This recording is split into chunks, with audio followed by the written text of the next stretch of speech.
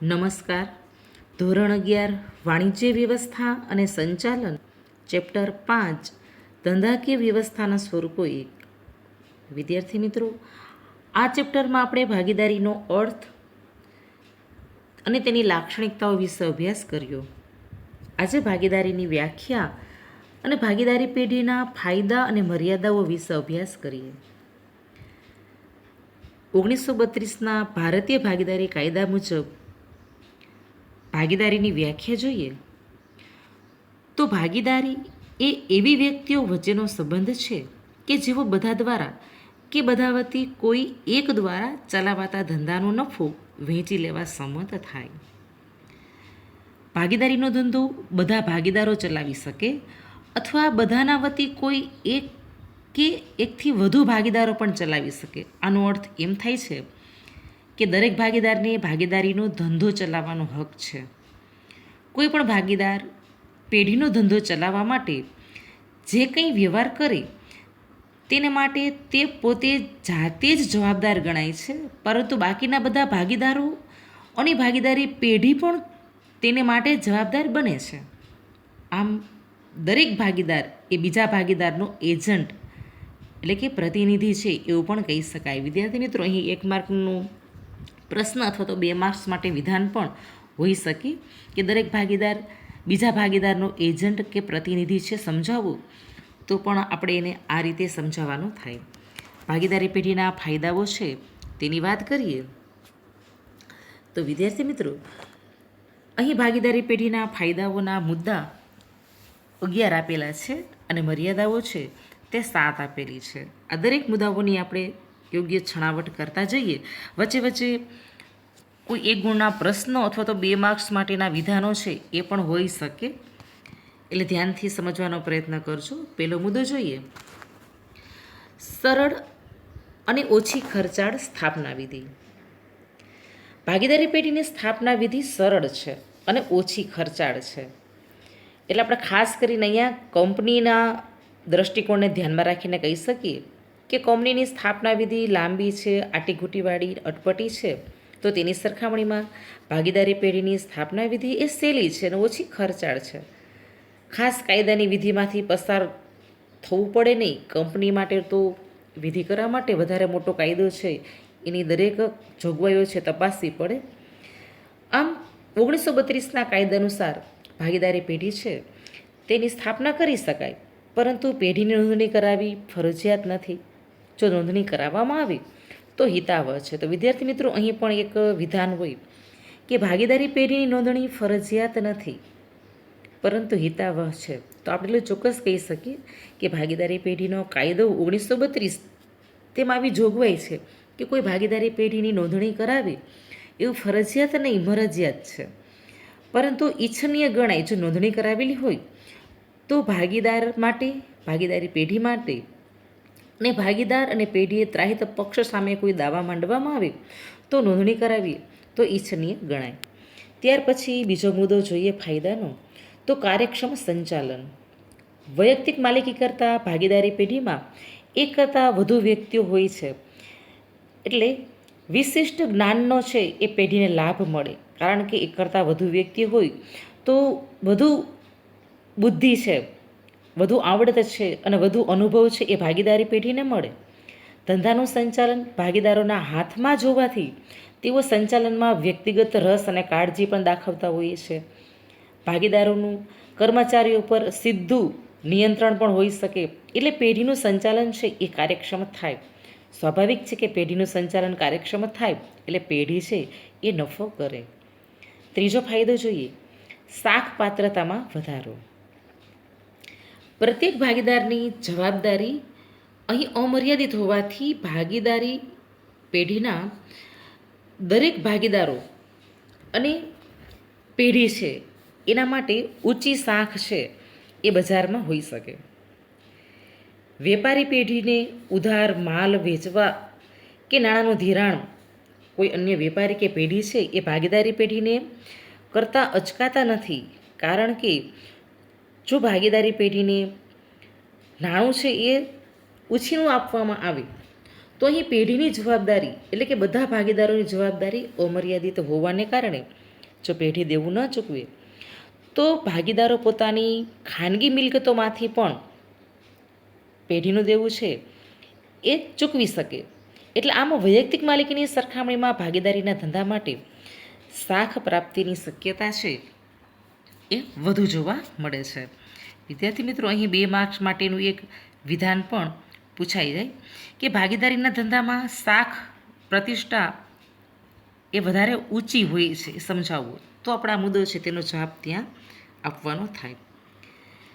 ત્યાર પછીનો ફાયદો ચોથો, વધુ મૂડી. વૈયક્તિક માલિકીની સરખામણીમાં ભાગીદારી પેઢીના ધંધામાં વધુ મૂડી એકઠી કરી શકાય છે, કારણ કે અહીં 2 કરતાં વધારે વ્યક્તિઓ એના દ્વારા ધંધો ચલાવાતો હોવાથી વધુ મૂડી મેળવી શકાય છે. ભવિષ્યમાં ધંધો વિકાસ કરે ત્યારે પણ નાણાંની જરૂર પડતી હોય તો અહીં નવા ભાગીદારને પ્રવેશ આપીને પણ ભાગીદારી પેઢી છે એ મૂડી મેળવી શકે છે. એટલે આ મૂડીની જરૂરિયાત છે વૈયક્તિક માલિકીની સરખામણીમાં ભાગીદારી પેઢીમાં વધુ છે એ પ્રાપ્ત કરી શકાય.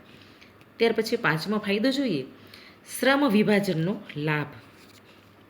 વિદ્યાર્થી મિત્રો, અહીં કહી શકીએ કે ભાગીદારી પેઢીમાં 1 કરતાં વધુ ભાગીદારો છે, એટલે અલગ અલગ ભાગીદારો પાસે પોતાની કુશળતા તેમજ કાર્યશક્તિ છે એ અલગ અલગ હોય, જેનો લાભ પેઢી એને મળે છે. દરેક ભાગીદારને તેમની શક્તિ અને આવડતના પ્રમાણમાં કામ સોંપીને શ્રમ વિભાજનનો લાભ પણ અહીં મેળવી શકાય છે. ત્યાર પછી 6થો ફાયદો, યોગ્ય નિર્ણયો. ભાગીદારી પેઢીમાં કોઈ પણ બાબત અંગેના નિર્ણયો લેતા પહેલાં તેની ઉપર બધા ભાગીદારો છે એ ચર્ચા વિચારણા કરતા હોઈએ છે અને દરેક ભાગીદારનું મંતવ્ય લેવામાં આવતું હોય છે. પછી જ ધંધાના હિતમાં હોય તેવા સર્વસંમતિથી નિર્ણય લેવાતા હોય છે. આમ નિર્ણય પ્રક્રિયામાં બધા જ ભાગીદારોના જ્ઞાન અને અનુભવનો લાભ છે એ પેઢીને મળે છે. એટલે અહીં ભૂલ ભરેલા જે નિર્ણયો છે તેની શક્યતા ઓછી થઈ જાય છે. ત્યાર પછીનો ફાયદો જોઈએ, પરિવર્તનશીલતા. ભાગીદારી એ ઐચ્છિક કરાર છે, એટલે કે ઈચ્છા અનુસાર કરાર ભાગીદારો છે એની વચ્ચે થતો હોય છે. એટલે આ કરારમાં જરૂર મુજબ ફેરફાર પણ કરી શકાય. બદલાતા સમય અને સંજોગો મુજબ ભાગીદારી પેઢીના સંચાલનમાં અને તેના માળખામાં જરૂરી ફેરફારો છે એ પણ સહેલાઈથી લાવી શકાય છે. પરંતુ અહીં શરત એ છે કે દરેક ભાગીદાર આ પરિવર્તન માટે સંમત હોવા જોઈએ. ત્યાર પછીનો ફાયદો જોઈએ, લઘુમતીના હિતોનું રક્ષણ. સામાન્ય રીતે ભાગીદારીના ધંધામાં કોઈ પણ કાર્ય બધા ભાગીદારોની સર્વસંમતિથી જ થાય છે. એટલે પેઢીના નિર્ણયમાં કોઈ એક ભાગીદારની અસંમતિ હોય તો તે કાર્ય થઈ શકતું નથી. કોઈ પણ ભાગીદાર એ પેઢીના વિસર્જનની માગણી કરી શકે. આમ લઘુમતીના હિતોનું પણ અહીં રક્ષણ થાય છે. ત્યાર પછીનો ફાયદો, ગ્રાહક સાથે સીધો સંબંધ. વૈયક્તિક માલિકીની પેઢીની જેમ જ ભાગીદારીના ધંધામાં પણ ગ્રાહકો સાથે અને કર્મચારીઓ સાથે સીધો સંબંધ એટલે કે સંપર્ક એ રાખી શકાતો હોવાથી ગ્રાહકોની જરૂરિયાતો શું છે તે જાણીને ઉત્પાદકોને કે જથ્થાબંધ વેપારીઓને ગ્રાહકો જે માગે છે એ ચીજવસ્તુ એનું ઉત્પાદન કરવાની કે એમાં કંઈ ફેરફાર કરવાની પણ જરૂરિયાત ઊભી થાય તો ભાગીદારી પેઢીના ધંધા દ્વારા એ બાબત અહીં શક્ય બને છે. ત્યાર પછીનો ફાયદો, આર્થિક સત્તાનું વિકેન્દ્રીકરણ. ભાગીદારી પેઢીમાં 2 અથવા તો તેના કરતાં વધુ વ્યક્તિઓ છે એ સાથે મળીને ધંધો કરતી હોવાથી આર્થિક સત્તા બધા જ ભાગીદારો વચ્ચે વહેંચાઈ જતી હોય છે. વિદ્યાર્થી મિત્રો, એક આ મુદ્દા માટે 2 માર્ક્સ માટેનું એક વિધાન છે એ પણ હોઈ શકે. આ વિધાન એની આપણે વાત કરીએ તો ભાગીદારી પેઢીના ધંધાકીય સ્વરૂપ દ્વારા આર્થિક સત્તાનું વિકેન્દ્રીકરણ કઈ રીતે શક્ય બને છે એવો પ્રશ્ન પણ હોઈ શકે. તેનો જવાબ આપણે આ રીતે આપી શકીએ કે ભાગીદારી પેઢીના ધંધામાં ઓછી મૂડીવાળી 2 કે તેથી વધુ વ્યક્તિઓ ભેગી થઈ પેઢી ચલાવી નાના પાયા પર ધંધો કરી અને નફો વેચી લે છે. તેથી મુઠ્ઠીભર લોકો પાસે આર્થિક સત્તાનું કેન્દ્રીકરણ અટકતા આર્થિક સત્તાનું અહીં વિકેન્દ્રીકરણ છે એ શક્ય બને છે. એવું પણ અહીંયા જવાબ આપણે આપી શકીએ. ત્યાર પછીનો ફાયદો જોઈએ, આવકવેરાનો ઓછો બોજ.